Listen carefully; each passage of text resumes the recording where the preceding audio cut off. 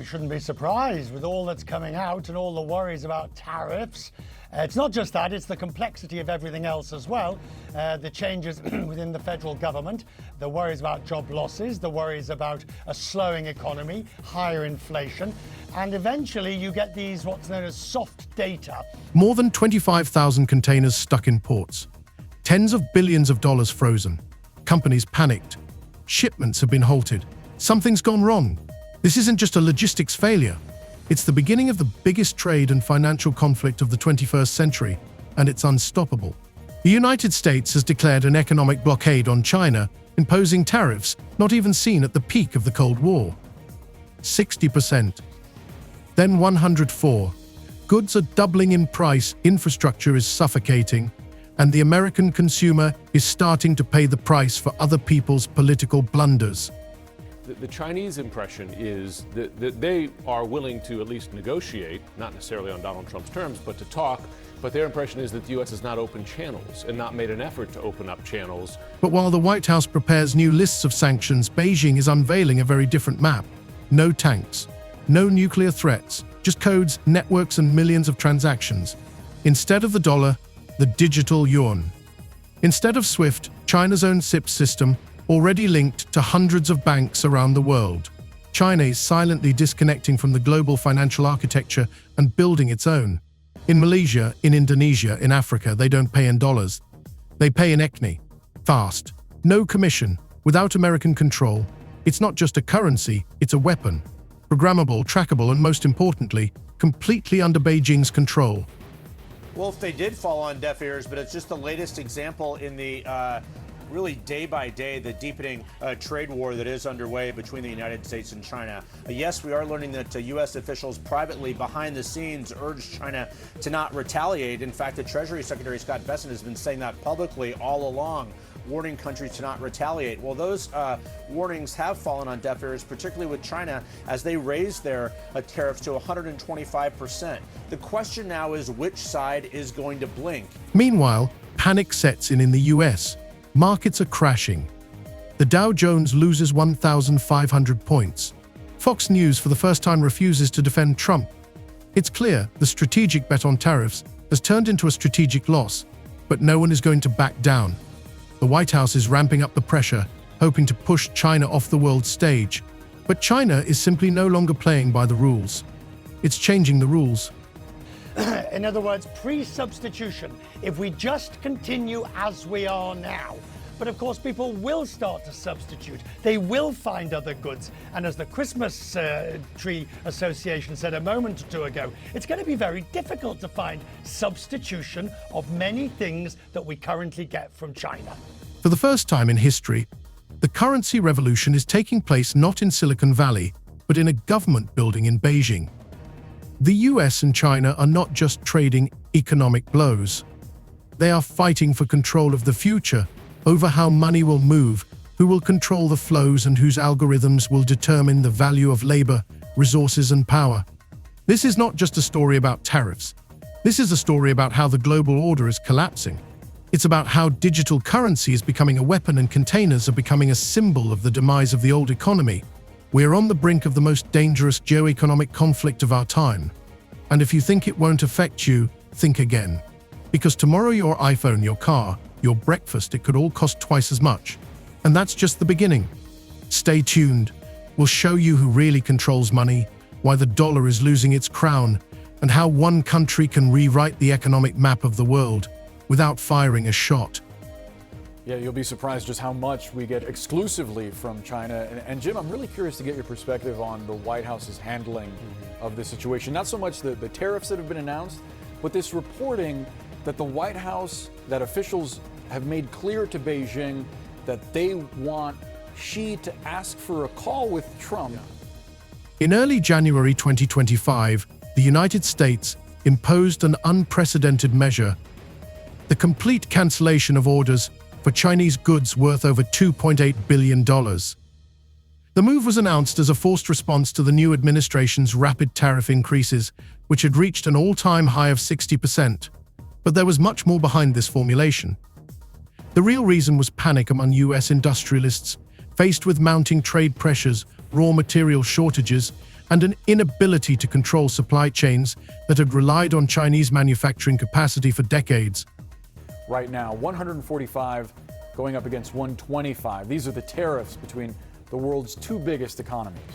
And here's another number, 4,700 or about $400 per month. That is how much more money Yale's now estimating, the Yale Budget Lab, that President Trump's tariffs are going to cost average households each year. And with just hours left in trading, the Dow right now. Container terminals in Shanghai and Shenzhen became stone scaffolds of metal boxes. More than 25,000 containers stood motionless, with no further instructions, no access to freight, and no insurance. Satellite images, port camera leaks, and insurance company reports all showed the same images: thousands of frozen shipments, including medical devices, car parts, appliances, and even equipment for U.S. nuclear labs. Supply corridors that had been fine-tuned for years turned into dead ends overnight. Up. You're seeing that swing here going into the afternoon, up almost 650 points. But it was up and down there throughout earlier in the day. With us now, we have CNN business editor-at-large Richard Quest. We have CNN chief national security analyst Jim Sciutto as well. Richard, a key economic gauge, the consumer sentiment now at its second lowest level on record, going back to 1952. Why? In panic, American corporations turned to alternatives: Vietnam, Thailand, Indonesia.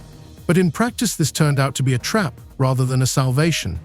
Local production capacity was overloaded after 3 weeks. The average utilization of factories in Hanoi reached 96%. In Jakarta, there were several production accidents due to overvoltage of equipment, not designed for such volumes. Workers in Bekasi district went on strike because of inhumane schedules. According to local media, people worked 20 hours without a day off. In parallel, logistical costs were rising. The cost of shipping a 40-foot container from Saigon to Los Angeles rose from $2,500 to $12,700 in just 19 days. Air freight from Bangkok was subject to double insurance fees because of the volatile situation in the South China Sea. Even global giants such as Walmart and General Electric have begun recalling their logisticians from Asia, realizing that there is simply no alternative to China yet. Goldman Sachs analysts called this phenomenon the illusion of supply chain relocation, while The Economist noted that America had jumped out of the fire and into the fire. To allow that. So now you have the U.S. president say, well, I'm not going to open those channels. China has to open them first.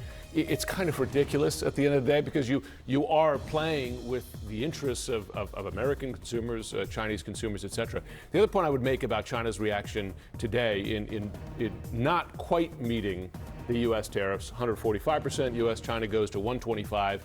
And in Xi's statement, he says, we're going to 125 in response. That's as high as we're going because this is getting a little ridiculous, right? And that's both a signal to say we're not going to get caught up in this tit for tat to the degree that the president is. At this point, China did something that at first seemed like a gesture of stubbornness and later the beginning of a new reality. Beijing didn't lower prices, didn't make concessions. Instead, it set in motion another process, quiet but destructive. In mid-February, the People's Bank of China, in partnership with the Ministry of Commerce, officially announced that from now on, more than 45% of all export transactions in the country will be conducted not in dollars, but in the digital yuan ECNY. The move marks a point of no return in the global financial system. The ECNY was previously seen as an experiment launched in major cities Shanghai, Chengdu and Shenzhen to test a digital version of the national currency, but now it has become a frontline tool of economic pressure. The digital yuan is not just electronic money. It is a full-fledged payment ecosystem independent of SWIFT, Visa, or MasterCard. It is programmable, traceable, and can be cancelled if transaction terms are violated. Unlike cryptocurrencies, it is controlled by the government, and all transactions are recorded in a centralized blockchain system under the supervision of the People's Bank. Already in March 2025, at a meeting in Phnom Penh between representatives of China, Cambodia, and Laos, a memorandum was signed by which ECNY becomes the official payment currency in infrastructure projects worth over $12 billion. surveys like the Michigan survey, consumer sentiment, and it's a really worrying number because at some point these sentiment surveys feed into hard data of real consumer spending, and we know this from history and precedent. That's what happens. So when we see a number as bad as this one, it is only a matter of time, unless anything else changes that would suddenly make people more cheerful. Look at that chart. I mean, just look at it. Unless people suddenly become more cheerful, why would this not translate into spending? You see, that consumer lab, the lab from Yale, that number of 4,700, that is providing you don't start substituting goods. In parallel, the SIPS system, the Chinese analog of SWIFT, has grown. As early as 2022, only 3% of China's international settlements passed through it. But by the beginning of April 2025, this figure has reached 38%. More than 1,400 financial institutions in 112 countries have been connected to SIPS. In a pilot project between Hong Kong and the UAE, oil contracts were settled in 4 seconds, with transaction costs reduced by 98%. This is no longer a test, but a full-fledged alternative, ready to replace the dollar infrastructure at any moment. In real cases in Kenya, Argentina, Vietnam, ECNI settlements have already become the norm. The construction of a new terminal in the port of Mombasa, for example, was fully financed through digital currency, without a single reference to the dollar. Lived in China, you've covered China for some time now. As we're looking at this question of who's going to blink first, with two very different political systems, what is your gauge on this? Well, different systems, listen, one's a democracy, one is not. One's a single-party state, very much not a democracy, but China does have politics, and Chinese leaders do not want to be seen, we were talking about this yesterday, I believe, do not want to be seen as capitulating to America. That is not good politics for a Chinese leader. Special attention should be paid to Indonesia, where thousands of small businesses have started using mobile ECNI wallets. Local traders in the markets of Yogyakarta and Surabaya began accepting payment for export products, cocoa, coffee, palm oil, in digital yuan, and then directly transferring the funds to their Chinese partners. No middlemen, no commissions. It's not just convenient, it breaks the foundation of dollar dependence. This was ignored in the US for a long time. It seemed that all this was a temporary measure. But in March 2025, IMF analysts confirmed that the yuan's share in global settlements had risen from 1.9% to 6% in 2 years. This is not a protest. This is survival. The world is changing not because it wants to. It's changing because it has to. In the face of sanctions pressure, dollar shortages, and growing distrust of US policy, countries are beginning to look for alternatives, and China is offering them faster than Washington can sign off on new sanctions. But it's also an opening to say, okay, we're capping this for now, and that perhaps offers a way forward that we could begin talking about how to bring these down. US officials, recently confident in the integrity of the dollar system, have begun to panic. The Treasury Department held an emergency meeting with representatives of the Federal Reserve to discuss blocking ECNI in US payment systems. But it was too late. By this point, even Saudi Arabia had made its first oil shipments to China, paid for in digital yuan. It was a symbol. A US strategic partner was recognizing the power of an alternative currency. Now it all points to one thing: China isn't just surviving the trade embargo. It is circumventing it by transforming the very essence of global finance.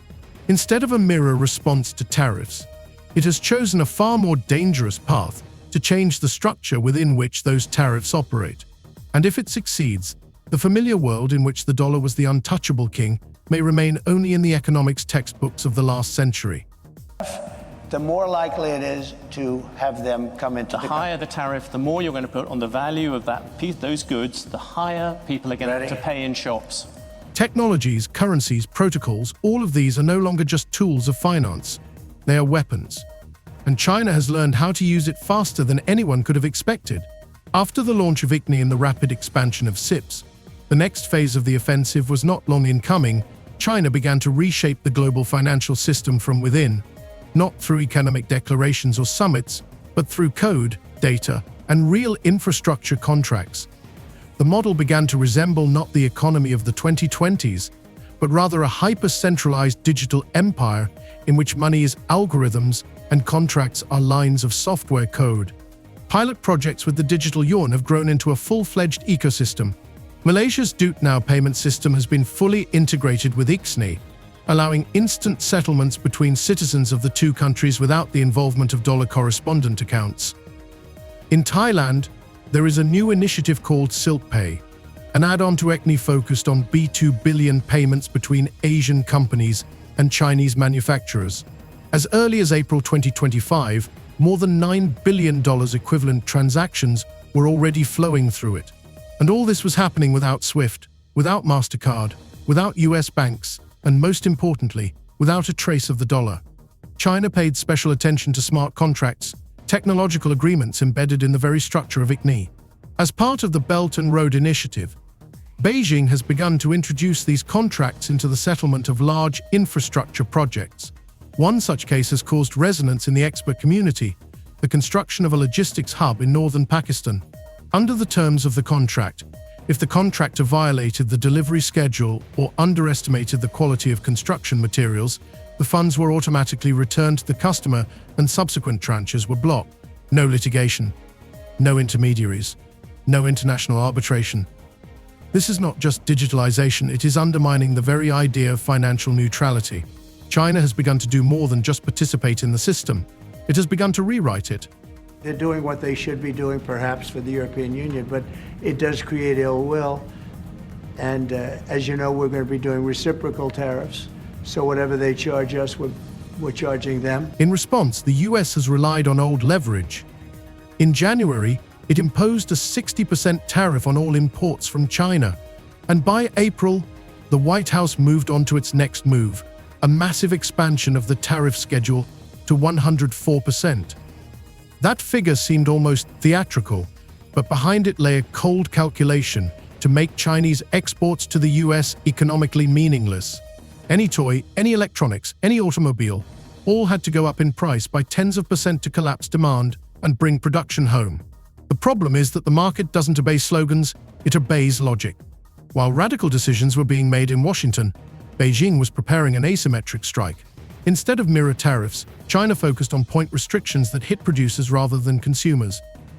On May 1, 2025, new regulations were introduced on the export of rare earth metals, without which it is impossible to produce batteries, microchips, defense systems, and satellite optics. Every US importer was now required to undergo individual verification through a new agency overseen by China's National Security Commission. What this meant in reality was this: shipments could be frozen without explanation, and applications were reviewed for up to 90 days. Of the 432 applications submitted in the first month, only 11 were approved. Well, when you look at the kind of input Musk has been having into politics, there has been some polling done which suggests there is a strong dissatisfaction with. The second blow to Trump came not from the streets, but from CEO offices. The heads of Amazon, Ford, Lockheed Martin and Nvidia signed a private letter addressed to the Treasury Secretary, in which they explicitly stated that the tariff policy is leading to the collapse of the sector. The letter leaked to the press. It became a moment of truth. What had previously been spoken only in whispers at conferences was now in the headlines of every business publication. The US had entered a phase of internal economic division where the business elite refused to follow the political leader. But even against this background, the administration continued to use strange and, at times, absurd techniques. It was proposed to cut the budget for Social Security call centers. They said automation could handle it. Then there was an idea to return plastic tubes. Allegedly, paper ones are too expensive to produce. These moves seemed petty, but they hid the main fear, admitting defeat. The White House couldn't back down. It couldn't admit that the economic defense moves had led not to growth but to chaos. And meanwhile, the numbers continued to speak for themselves. The decline in GDP for the first quarter of 2025 was minus 2.9%. This was not a shock. It was stagnation dragging on into crisis. including Harley-Davidson motorcycles and Kentucky bourbon. President Trump with the Irish Prime Minister visiting the White House today. The president suggesting his tariffs won't stop here, saying, "Of course, I'm going to respond." And tonight, right here, the new poll showing 56% of Americans disapprove of President Trump's handling of the economy. The number's even worse now on the president's tariffs. ABC's chief White House correspondent Mary Bruce leading us off. Today, President Trump side by side in the Oval Office with the head of the Irish government. Against this background, there was information about China's new initiative, the Second Financial Wall Project, in which 21 countries, including Saudi Arabia, Indonesia, Egypt, and Brazil, began negotiations on the transition to their own settlements in ECME with the complete elimination of the dollar by 2027. This meant one thing.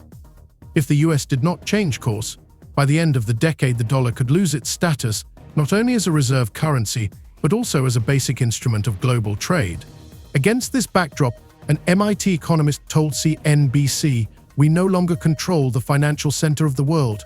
We are witnessing its rebirth beyond our influence." And so the trade war turned into a social war, and the financial conflict into a crisis of confidence. And while political leaders continued to speak in slogans, the world changed not by fiat, but by necessity. Because when currency becomes a weapon, it is not politics that determines the truth, but the exchange rate.